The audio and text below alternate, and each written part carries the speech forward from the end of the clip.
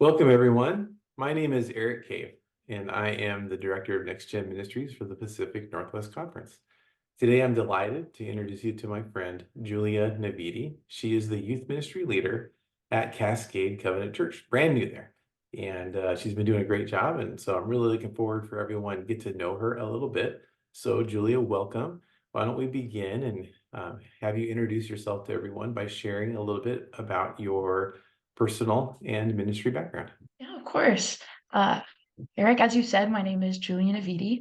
I grew up in the church. I grew up at Cascade Covenant, and COVID hit my senior year of high school, and so COVID hit, and I went out to college.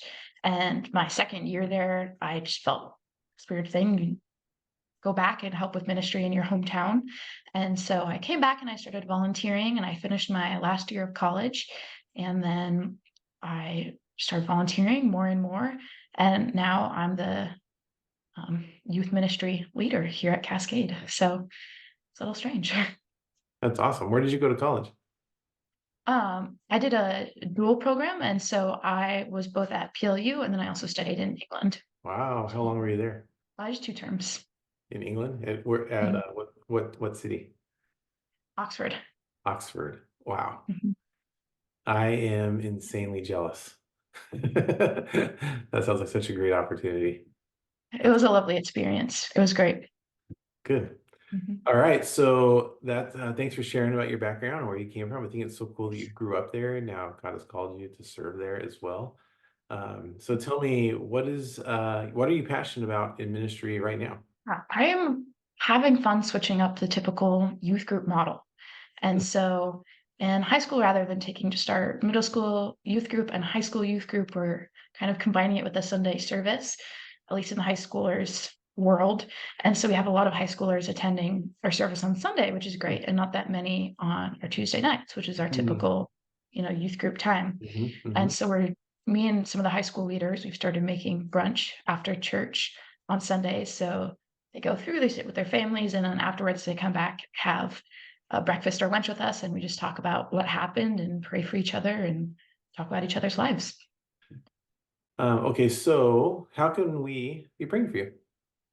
Just that the job works out, just that the high school brunches keep going well, that our typical youth group goes well, that students continue making connections, that I'm saying and doing the right things, that God is with us and that I'll act according to God's will. Well, I'll be praying for you for those things. We'll ask all of our viewers to remember to pray for you as well. So, as is our custom, you've picked some kind of randomish questions that we will be answering and giving you opportunity to get to know Julia a little bit better. These are for fun, although one of them is maybe a little more serious. We'll see. So let's start with this one. Julia, what is one thing you cannot resist? Oh, chocolate and coffee. Anytime someone offers me chocolate, coffee, anything like that, I'll go straight for it. I'll always say yes. What's the weirdest job you've ever had? Yeah, when I was younger, end of middle school, I got my first job and it was washing golf carts, believe it or not. So in large golf courses, at the end of the day, they have all these dirty golf carts and they have someone go through, take out the trash, like even spray over the engines, clean all the seats, everything like that. And I was that person. Did you get to drive them around too? I did. I actually started driving them around before I had finished getting my license. And so I thought I was really cool. I was really excited to be driving things around. Which would you want the most? Flying cars, robot housekeepers, or moon cities? Moon cities. Oh, okay. Oh, I think moon cities would be incredibly fun.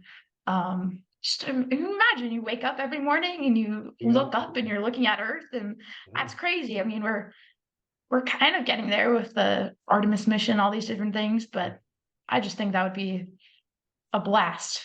Halfway to Star Wars, right? Be great. That's good. I think you're the first person to answer it that way that I've asked that question of. So Ooh. good job. Okay, so this is a good one. What would you do for a career if you weren't doing youth ministry? Yeah, so that's a fun question because I actually do have a different job right now. I'm bivocational, so I've got two jobs, obviously, outside of ministry.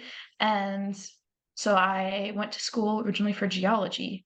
Actually, my program in England, um, getting my degree there, that was all in geoscience. And so it was a little strange when I felt this weird urge to like go back to my hometown and help out with ministry there. I remember thinking like, all right, God, that's random. That's a weird thing to say. Like I just got back from England. Why would I go back? And so I mean, the more I started helping out, the more I realized I loved it and fell in love with it and helped leading the program.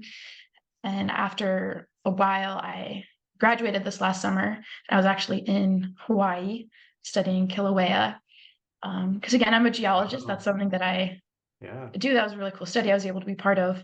And it was weird. I had like this dream case study. I was working with like, dream doctors. Everyone on that team was just lovely. Um, I was literally camping like a mile away from the Kilauea crater, and all I could think about was ministry. All I could think about Mm, was students and how I wanted to pray for them, mm, and I wanted to do like Zoom Bible studies with them. mm, I couldn't stop thinking about it, and so that was when it was clear I needed to. Maybe God was speaking a little bit more in ministry. Maybe things were becoming more of a, you know, moving outside of the volunteer zone and moving into a little bit more of a permanent position. And yeah. so I came back and Cascade offered me this part-time role. And then a company, Adapt Engineering in Seattle, they had a part-time geologist opening. And so I applied and got that. And it was just like a sign from God. It's kind of rare, I think, to get a part-time job in both. And they happen within a month of each other. So I was just really speaking through that whole process. And yeah, so now I actually do have a different job. If I was in ministry, I would probably still be in geology, which is also what I'm doing now. Thanks for sharing that story. That's a great story. Okay, last question. What would you tell yourself at age 13? I would probably say not stress out as much. I was really concerned about grades and extracurriculars. Mm, And even in middle school, I was like, what I do in middle school affects high school, which affects college. Um, I was very concerned about the future. And I think I would tell myself to not stress out, that things are going to work out. God's got a plan, and keep working hard, keep learning. And as long as I'm doing those, then it'll be okay. To trust in God's plan more. That's what I would tell my 13-year-old self. Well, Julia, thank you again for taking time to be with us today and let me introduce you to our conference. I'll be praying for you and I hope everybody else prays for you as well. So thank you again. My pleasure. And thank you so much for having me. And same thing, I'll be praying for you and everyone else.